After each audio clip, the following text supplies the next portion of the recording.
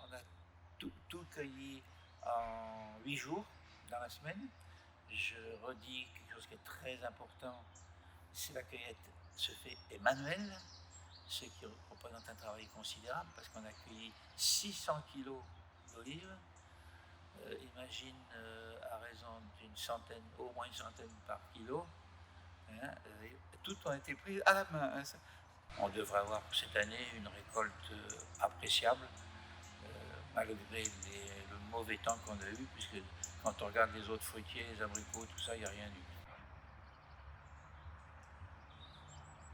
On a toutes les variétés des Pyrénées-Orientales. Il faut savoir que pourquoi est-ce qu'il y avait tant de variétés alors que les Catalans du Nord, c'est-à-dire les gens d'ici, ne consommaient pas d'huile au 19e et au 20e, d'huile d'olive.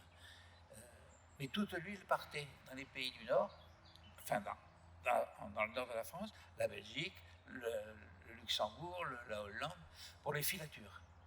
Les navettes, ces petites qui passent à travers les mains, étaient huilées, graissées, mais on dit huilées, avec de l'huile d'olive, parce que l'huile d'olive est une huile qui ne se détériore pas, elle ne mousse pas, elle ne fait pas, elle reste. Hein, d'ailleurs, si vous vous souvenez bien, nos grands-mères huilaient leur machine à coudre avec de l'huile d'olive. Ça coûtait moins cher qu'à l'acheter, c'est chargé au lot, une petite flacon. Alors donc, l'huile allait dans ces filatures. Mais l'huile servait surtout à l'échelle locale. On mangeait à la bougie, à la chandelle, nous n'en avions pas d'électricité. Et pour alimenter ces petites bougies, ces lampes à huile, si on prenait de l'huile animale, ça faisait de la fumée. C'est désagréable quand on mange. Alors que l'huile d'olive se consomme sans fumée. Donc, tous les gens achetaient de l'huile d'olive pour pouvoir, enfin les gens qui avaient les moyens, bien sûr. Hein.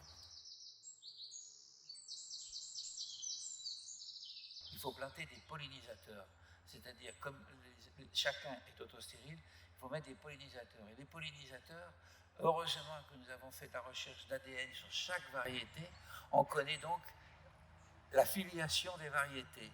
Parce que les pollinisateurs, il faut qu'ils soient des parents, des grands-parents, pour qu'ils aient le même sang, si on pourrait dire. Donc on connaît les pollinisateurs pour chaque espèce. Ce qui fait qu'on peut à ce moment-là multiplier la récolte par 2 ou 3.